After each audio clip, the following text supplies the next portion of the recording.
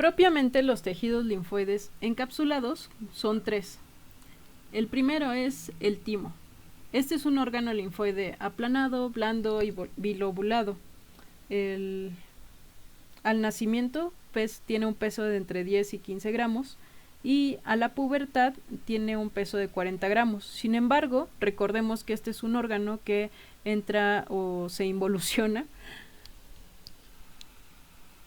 Por ejemplo, este es el correspondiente al de un niño y en esta fotografía podemos encontrar que el tejido ya no se encuentra activo y se encuentra atrófico. Y recordemos que el timo es una estructura que se encuentra en el mediastino.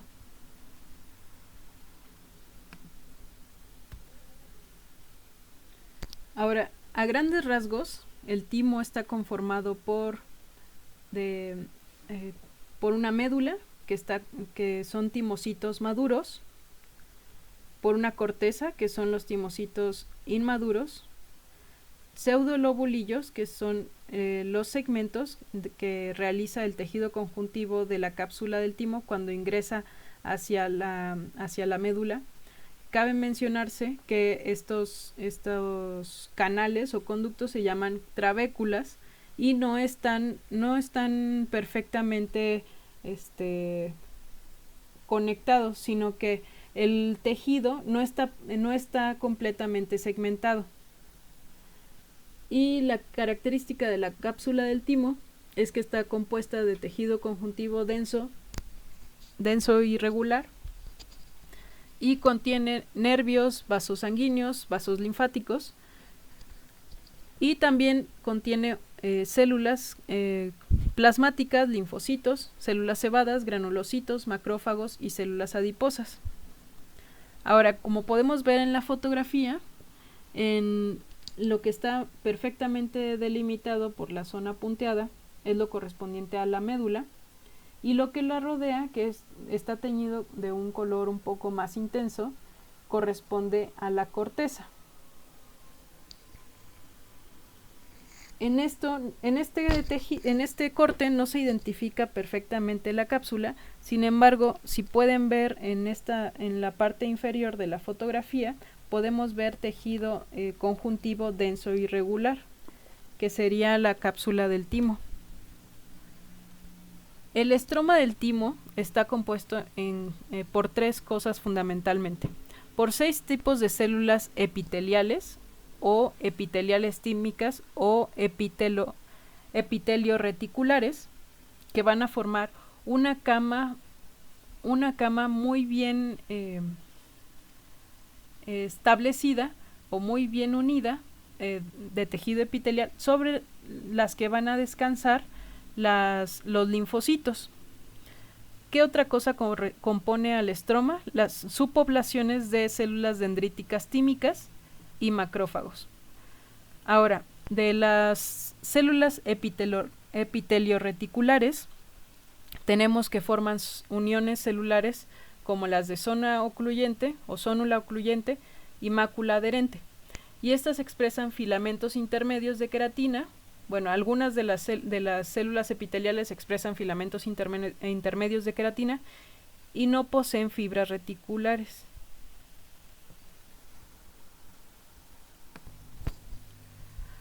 O sea, no poseen fibras de colágeno tipo 3. Son propiamente tejido epitelial sobre las que van a descansar los linfocitos. Ahora, ¿por qué son importantes los macrófagos? Bueno, las células dendríticas vamos a hablar un poco más adelante, pero los macrófagos se van a encargar de eliminar o de fagocitar todos aquellos linfocitos que no fueron útiles o que no fueron perfectamente, o que no adoptaron su función perfectamente. Ahorita vamos a ver más adelante de qué estoy hablando. Y el epitelio tímico, bueno, les comentaba sobre los 6 tipos de células epiteliales. que se van a diferenciar por la localización que tengan, ya sea en la corteza o en la médula. Por ejemplo, de externo hacia interno, los tipos 1, 2 y 3 se localizarán en la corteza y el 4, 5 y 6 se localizará en la médula. Ahora, el tipo 1 formará parte de la barrera hematotímica y aíslan el parénquima de la cápsula, las trabéculas y los vasos, y tienen uniones de tipo zónula ocluyente. Los tipo 2, las células epiteliales tipo 2, forman parte de la corteza tímica, expresan tanto MHC, que les recuerdo es el complejo principal de histocompatibilidad, tipo 1 y tipo 2, o sea, para antígenos endógenos y exógenos, y tienen uniones de tipo mácula adherente. Ahora, los tipo 3 están en el límite de la zona córtico-medular, o sea, justo entre la corteza y la médula del epitelio, en el epitelio tímico, y proveerán el aislamiento de la corteza. Tienen uniones de zónula ocluyente y también expresan MHC 1 y 2 para la selección positiva de los linfocitos. Forman complejos de células nodrizas del timo.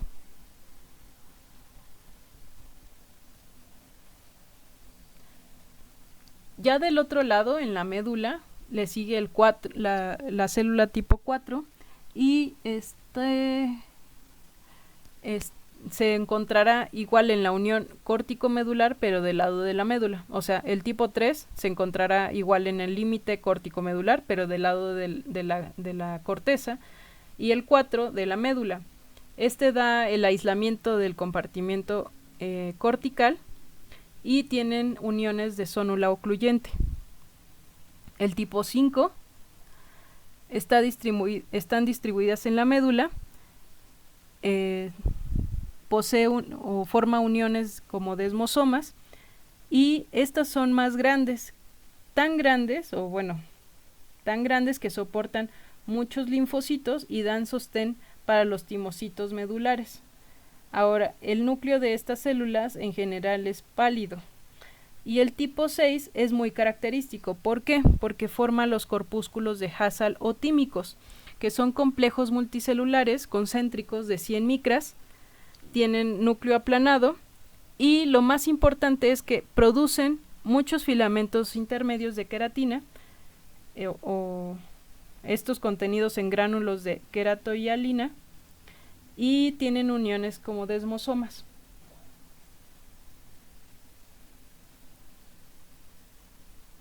Esta es una fotografía de las células epiteliales del timo, y podemos ver cómo se divide la médula,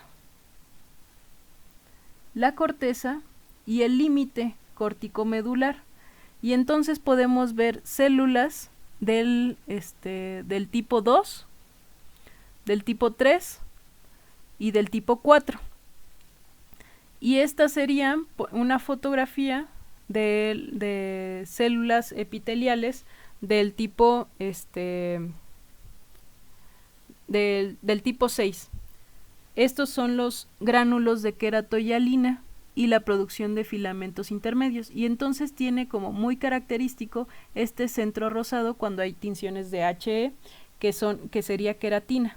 O sea, estas son perfectamente identificables en el tejido del timo. Ahora, en general, si se dan cuenta, estas células no tienen diferencia entre ellas. No se puede ver como tan fácilmente la diferencia entre ellas. Les voy a grabar otro video en donde les voy a explicar desde un tejido sin tanto zoom cómo nos podemos ir diferenciando. Sin embargo, las tinciones histológicas habituales no son las adecuadas para determinar si es tipo 1, 2, 3, 4, etcétera, excepto la 6, que es muy característica. Pero ¿qué es lo que lo hace realmente importante a este proceso de delimitación de las células epiteliales y que tengan uniones celulares tan poderosas? Pues no se puede colar un linfocito si no está completamente maduro. Imagínense que no hubiera una distribución adecuada de los linfocitos, podrían salir linfocitos a la circulación inmaduros, que no tienen, sin funcionamiento. Por eso, aquí está la educación tímica, que se lleva a cabo en dos procesos, o de dos formas.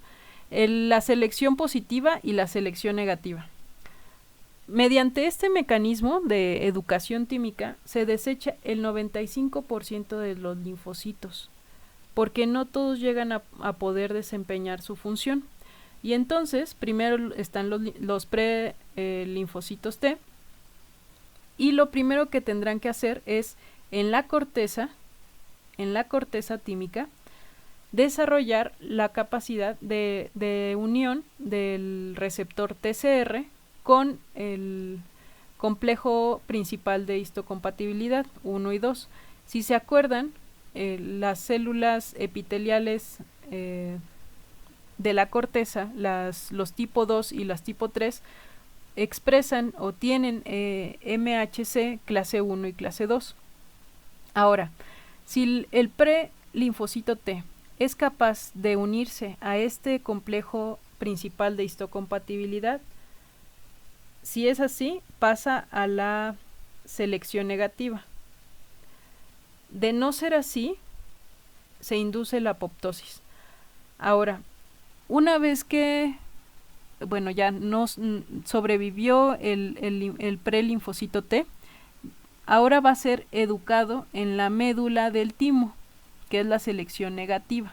Y esto es si es capaz de reconocer o de discernir entre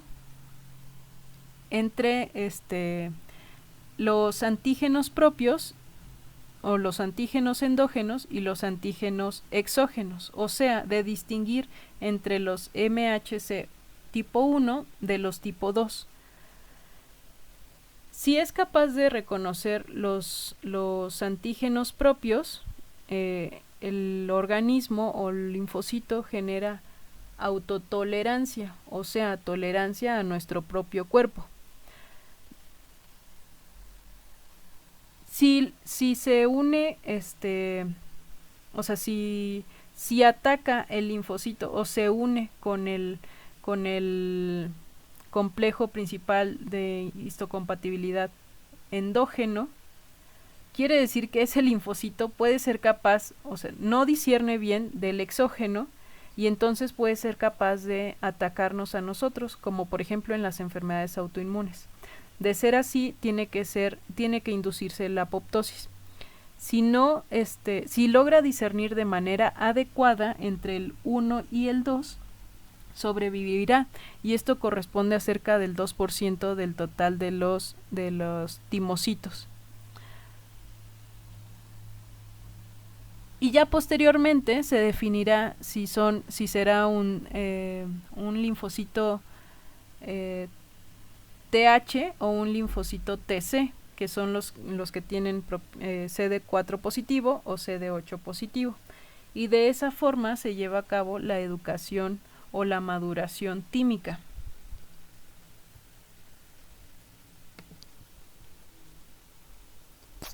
Una estructura muy importante es la barrera hematotímica, la cual impide el contacto de los timocitos corticales en desarrollo, y el objetivo es inhibir la formación de células autorreactivas a antígenos propios, o sea, aquellos que reaccionen a nuestro propio cuerpo.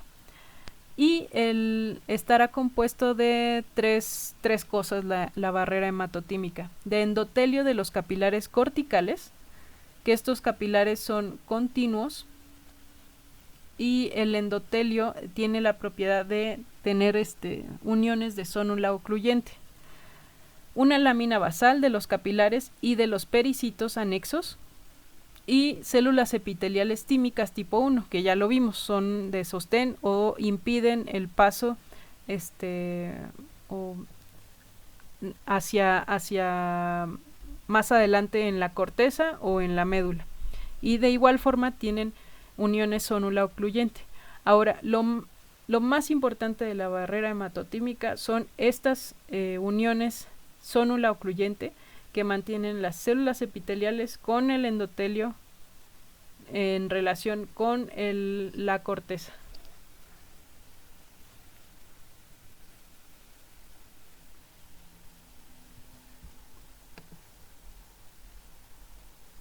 ¿Y qué papel juegan las células dendríticas tímicas? Son presentadoras de antígeno y forman una red dinámica a través de todos los tejidos y órganos del organismo. Sin embargo, en el timo, de manera general, son cruciales para la inmunovigilancia de antígenos endógenos y exógenos, pero en el timo forman hasta el 5% de las células presentes ahí, o sea, es muchísima cantidad en relación con otros órganos, e induce la selección negativa de las clonas potencialmente autorreactivas. O sea, quienes participan en la educación tímica positiva, las células epiteliales, sobre todo tipo 2 y tipo 3, y la selección negativa entonces estará a cargo de las células dendríticas tímicas, que se lleva a cabo en la médula. Estas células dendríticas tímicas, nada más de manera general, tienen dos subpoblaciones, que son las plasmocitoides y las convencionales. Ahora, ¿qué es un ganglio linfático? ¿O por qué? ¿O cómo? Pues para empezar es una estructura en donde se va filtrando todo el contenido de los vasos linfáticos. Y la importancia clínica es, tiene importancia sobre todo en los procesos infecciosos o neoplásicos, porque justamente aquí en los ganglios es donde se ve reflejado o se ven inmediatamente modificados, incrementados cuando hay un proceso infeccioso. Por ejemplo, cuando a un niño con faringoamigdalitis bacteriana tendremos que revisar o explorar la cadena ganglionar del cuello. Y la función de los ganglios linfáticos es filtrar la linfa de moléculas y células y generar respuestas inmunológicas, humorales y celulares. De manera general, los ganglios linfáticos son cúmulos de tejido linfoide encapsulado que se desarrollan en el trayecto de los vasos linfáticos. Tiene una forma arriñonada o de frijol y el tamaño varía de entre 1 milímetro hasta 2 centímetros y se localizan sobre todo en la axila, en la región inguinal, poplitea, retroclavicular, cervical y mesentérica. Anatómicamente, los ganglios tienen un borde libre, que es la cara convexa, que es la correspondiente a esta zona. Tienen un hilio, que es la correspondiente a esta zona, que es la cara cóncava. Están cubiertos de tejido conjuntivo denso, así como todos los encapsulados. Y también forma septos. Septos hacia el interior del órgano. Y estos septos forman trabéculas. Ahora, los vasos linfáticos se les van a denominar aferentes y eferentes. Aferentes son todos los que llegan hacia el ganglio, y entonces puede haber entre 4 y 8, que son los que están justamente colocados en el borde libre. Y los eferentes solamente es uno grande, que es aquí pasa todo el drenado o todo lo que ya se filtro de la linfa. O sea, por aquí entra y aquí sale el contenido de la linfa.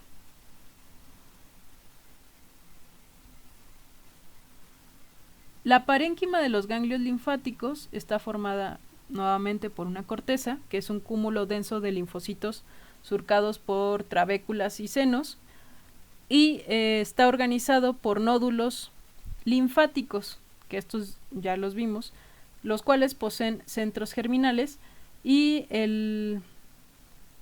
entre los nódulos hay tejido linfoide difuso.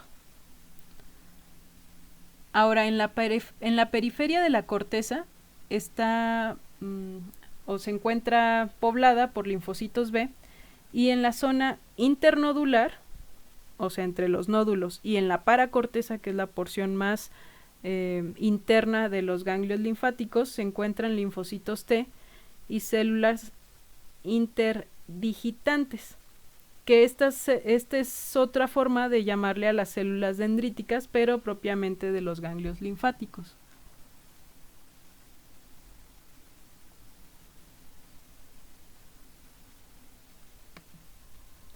Y algo que se encuentra en la paracorteza son las venas postcapilares de endotelio alto. Se encuentran, y por estas venas, o este tipo de capilar, o sea, gracias a esto es que los linfocitos T van a llegar hasta la paracorteza, o se van a infiltrar a la paracorteza. Y estas tres imágenes corresponden a perfectamente lo mismo, a los vasos postcapilares de endotelio alto. Sin embargo, podemos ver que en el tejido, en la tinción por hematoxilina eosina, no se identifica de manera clara, pero en un otro tipo de preparado del tejido podemos ver cómo las células son cúbicas. El tejido epitelial es cúbico y se puede ver cómo van ingresando los linfocitos, que serían los correspondientes a las flechitas. Y serían el epitelio. Ahora, esta es una fotografía por microscopía electrónica, y las flechitas, las cabezas de flecha, es lo correspondiente a las células del epitelio.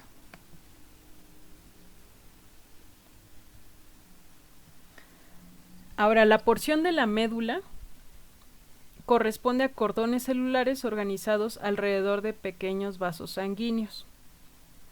Y aquí hay linfocitos pequeños, células plasmáticas y granulocitos. Y entonces hay dispuesta una red de fibras reticulares y células de estroma. La inervación y irrigación se lleva a cabo de la siguiente forma: llega la sangre por el ilio, pasa por los cordones medulares, irriga los septos corticales, luego los plexos capilares alrededor del tejido linfoide difuso cortical y de los centros germinales, y después pasará a las vénulas poscapilares del endotelio, irrigará la corteza, y después los cordones medulares formarán venas pequeñas y desembocarán en la vena del ganglio linfático.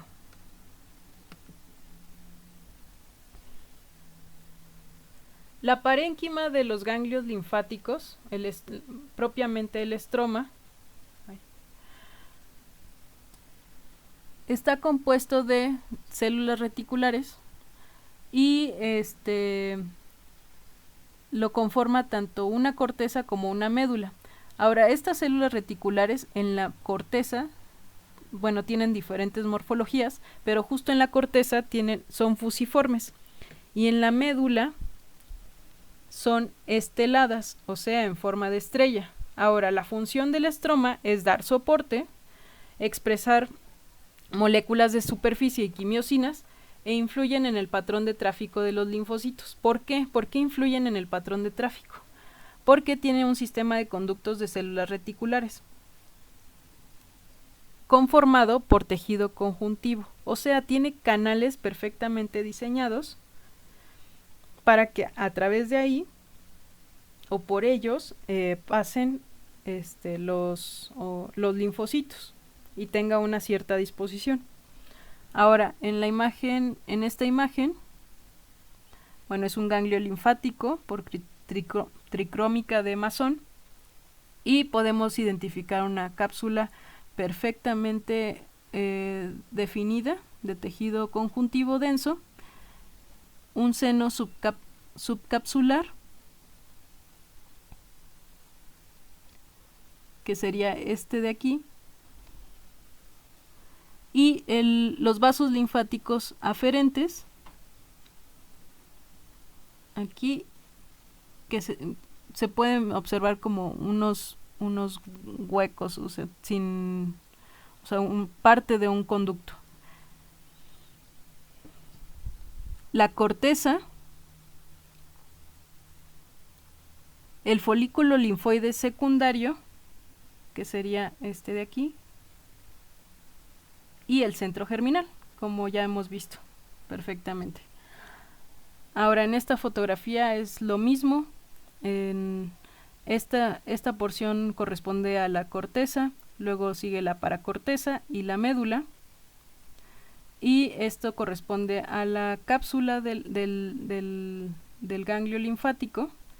Las trabéculas, si podemos ver como parcialmente un conducto, los nódulos linfoides, que serían estos redonditos de aquí, si se dan cuenta, hay un centro con centros germinales, una zona clara y una zona oscura.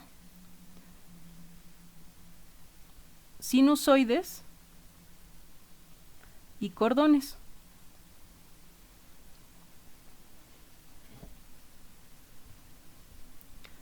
Ahora, el vaso tiene forma de habichuela, tiene una dimensión de 4 por 8 por 12 centímetros, un peso de 200 gramos, y su función principal es eliminar células envejecidas, antígenos o partículas que circulan en la sangre, y es un órgano linfoide secundario. Está compuesto de una cápsula que, nuevamente, las cápsulas están formadas de tejido conjuntivo denso, y este tejido conjuntivo denso, nuevamente, como los otros dos órganos, ingresa hacia el interior del órgano y formando trabéculas. Y particularmente se engrosa en el hilio, que justamente el hilio es donde se encuentra la porción de la irrigación, o donde ingresa y sale la irrigación de este órgano. Y la parénquima esplénica está conformada por fibras reticulares. Ahora, la pulpa blanca, se pueden ver macroscópicamente dos zonas del vaso, una más clara y una más gris. Perdón, una gris y una grisácea blanquecina y una roja. La grisácea blanquecina corresponde a la pulpa blanca y se puede identificar, bueno, corresponde a la zona T dependiente del vaso, y hay ciertas regiones que pueden ser identificadas: la vaina o manguito linfoide periarteriolar, que se le denomina PALS por sus siglas, y esto es tejido linfoide repartido alrededor de las arteriolas. Una zona marginal, que es una zona difusa de linfocitos B y macrófagos, y folículos linfoides primarios, tanto primarios como secundarios. Ahora, puede encontrarse células dendríticas interdigitantes nuevamente, que captan y presentan antígenos a linfocitos T en reposo, y linfocitos T, y una vez que los linfocitos T son activados, estimulan la activación de las células B, que migrarán hacia la zona marginal. En este caso, en la pulpa blanca no hay vasos linfáticos, y los antígenos llegan por la arteria esplénica hacia la zona marginal. Recordemos que La vía linfática se limpia en el ganglio linfático, pero en lo que limpia como tal el resto la sangre, la circulación sanguínea, es el vaso. Entonces aquí no hay vasos linfáticos. Y en la fotografía se pueden identificar pulpa blanca, serían estos correspondientes aquí, la pulpa roja, que es la mayor parte del órgano, arterias, pequeñas arterias,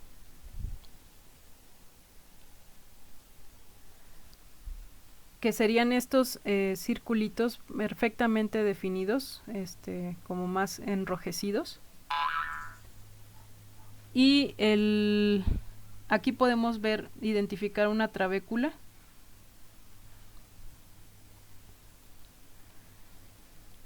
Y la cápsula.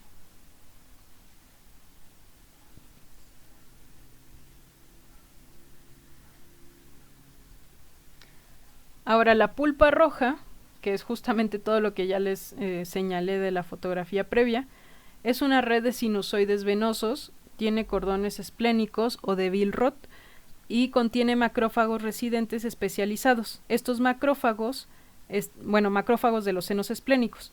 Estos macrófagos, que serían los correspondientes a la imagen de abajo, van a degradar o van a fagocitar, en este caso están fagocitando eritrocitos viejos, pero también de igual forma pueden fagocitar linfocitos que no hayan sido que no estén cumpliendo su función principal. Ahora, la función principal en general de la pulpa roja pues es limpiar la sangre. ¿Y esto cómo se llama? Hematocatéresis, que es destruir eritrocitos y plaquetas viejas. Y esta imagen es como la distribución de los vasos sanguíneos, que es lo más importante que tiene el vaso. Por eso, por ejemplo, el vaso está muy irrigado, pero es por esta situación de limpieza. Y si se dan cuenta, todo esto es la pulpa roja, exceptuando esto que corresponde a justamente la pulpa blanca, que también, de igual forma, pues tiene irrigación, que es los vasos sinusoides que rodean la pulpa blanca, una arteria central, y si se dan cuenta, los vasos cada vez se van haciendo más pequeños, hacia capilares. Primero arteriolas penicilares, y si se dan cuenta, en las terminaciones de estas arteriolas podemos encontrar los macrófagos, que es donde cumplen o llegan a cumplir su función principal en este órgano. Y ya después drenarán hacia una vena.